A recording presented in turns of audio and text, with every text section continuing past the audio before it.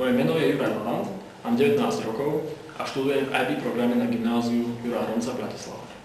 Keď som pred rokom prišiel na túto školu, jednou z aktivít, ktorá ma zaujala, je akademická debata. Akademická debata je súťaž tímov v argumentácii, ktorá rozvíja kritické myslenie a schopnosť pozrieť sa na danú vec z viacerých uhlov pohľadu. Debata je aktivita, ktorá ma naplňa. Je to aktivita, ktorej sa chcem venovať ďalej a ktorej sa chcem rozvíjať a dosiahnuť čo najlepšie výsledky. Niekoľko úspechov som predsa dosiahol. Jedným z nich je účasť na štvrťfinále v Slovenskej debatnej lige.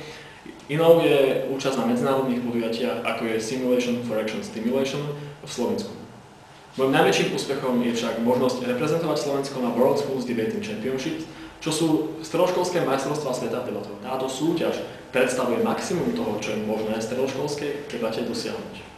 Debatovať proti najlepším tímom z celého sveta, pochopiť do hĺbky spoločenské, politické a environmentálne problémy, ktoré sa v debatách na takéto úrovni riešia, a stretnúť množstvo ľudí z celého sveta sú veci, ktoré mi účasť na VSDC 2013 ponúka. Na to, aby som mohol Slovensko reprezentovať, som musel podstúpiť viacero náročných tréningov a samoštúdia. Poslednou prekážkou, ktorá stojí medzi mňou a VSDC 2013, je však finančná nákladnosť turnaja. Príspevok od AXA fondu preto plánujem použiť na uhradenie nákladov na štartovné a cestovných nákladov do tureckej Antalie, kde sa VSDC 2013 uskutoční. Preto prosím, podporte ma svojim hlasom. Ďakujem pekne.